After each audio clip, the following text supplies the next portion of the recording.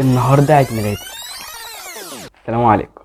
النهارده عيد ميلادي، بس قررت ابدا حاجه جديده. متاكد 100% انها هتغير حياتي وممكن تغير حياه ناس تانية كتير جدا.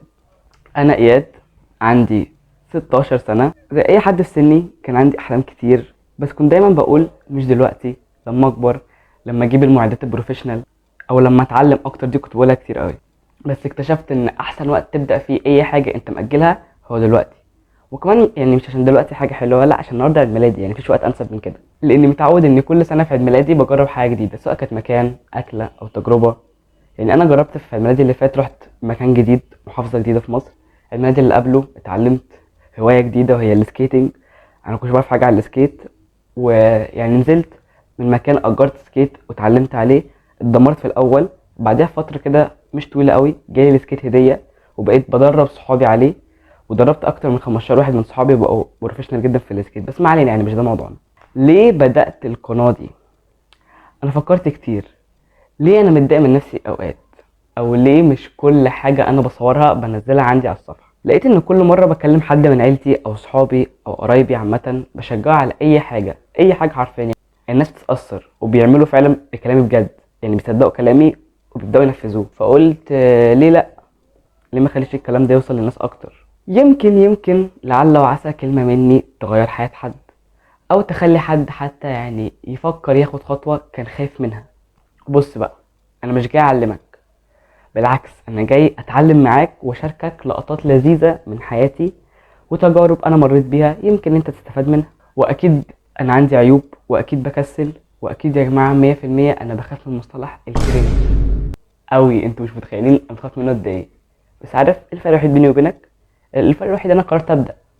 انا قررت ابدا النهارده، او اوريدي انا بدات. ان انت يعني طول ما انت بتشوف الفيديو دلوقتي يبقى عارف ان انت هورت وعملتها ونزلت الفيديو. بس يعني ما علينا. انا قررت ان انا ابطل اخاف واتكل على ربنا. يعني اقول ماشي ماشي يا عم، نفترض ان انت نجحت، هتخسر ايه؟ واكيد لو انا عملتها يبقى انت كمان تقدر تعملها. يعني انت اكيد تقدر تفتح فيديو على اليوتيوب وتنزل اول فيديو ليك وتفكك من الكرنج، مؤكده.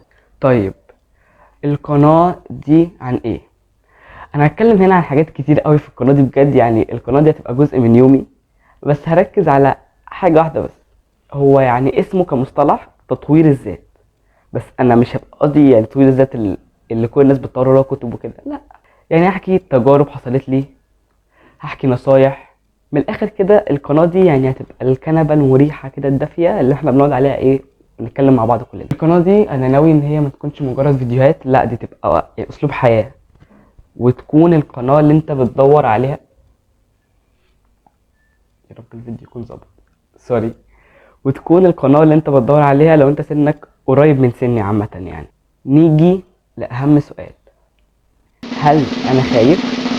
اه، انا كنت خايف جدا، ولسه الصراحه خايف من الفشل، خايف من التريقه، خايف من الناس اللي ممكن تشوفني وتضحك عليا او تقول عليا بص ده بيعمل ايه يا عم. قدر الله لو فشلت هخسر ايه؟ ولا حاجه. اكتشفت ان الفشل او الخساره الحقيقيه هو ان انا ما ابداش، او ان انا افضل افكر في الفشل. ده الفشل اللي بجد. وعايز اقول لك في الاخر، مش لازم تبقى جاهز عشان تبدا، او مش لازم تبقى بروفيشنال في كل حاجه عشان تبدا. لا، ابدا من دلوقتي، ومع الوقت هتلاقي نفسك بتتجهز اكتر وبقيت يعني تعمل حاجات بروفيشنال. وكمان الصراحه كده بيني وبينكم، يعني انا مش هتبدا لوحدي يا جماعه، عايزين نبقى مع بعض كده. يعني كلنا صحابي كده، نبقى بتوع اليوتيوب كده ونبقى اصحاب مع بعض. يعني يلا ابداوا معايا. لو انت بقى كنت مهتم ان انت تطور نفسك وتتعلم من اخطاء غيرك، اعمل لايك وسبسكرايب عشان نكمل سوا، مش عشان ارقام لا بجد يا جماعه، بجد انا مش عايز السبسكرايب عشان مجرد ارقام، نهائي نهائي والله العظيم. وفي نفس الوقت برضه عشان يعني عايز اعرف هل في ناس مهتمه بالمحتوى اللي انا بعمله ولا لا. ده كده فيديو اول واحد، مفيش اي محتوى. ده فيديو انزله يوم عيد ميلادي 17 6 2009، لاني زي النهارده كده انا اتولدت، والنهارده عيد ميلادي 16. فيعني عايز اعرف بقى هل في ناس فعلا مهتمه بالمحتوى ولا لا. وغالبا بعد الفيديو ده بيومين او فتره يعني قصيره هتلاقوا الفيديو اللي بعده نزل. لو وصلت لحد هنا بقى فانا بشكرك من كل قلبي، عشان انت حد عسل. في النهايه، كل سنه وانا وانت وكل واحد بيشوفني دلوقتي طيبين، وبنكبر. ومش بنكبر بس في العمر، بنكبر في التطور، بنكبر في الايمان، بنكبر في النضوج، بنكبر في الوعي. وبس، سلام وربنا يستر. هستنى اشوف رايكم في الكومنتس، او تنصحوني بايه يعني مصادر اجيب منها سكريبتات واعمل مونتاج كويس. هستنى كومنتاتكم.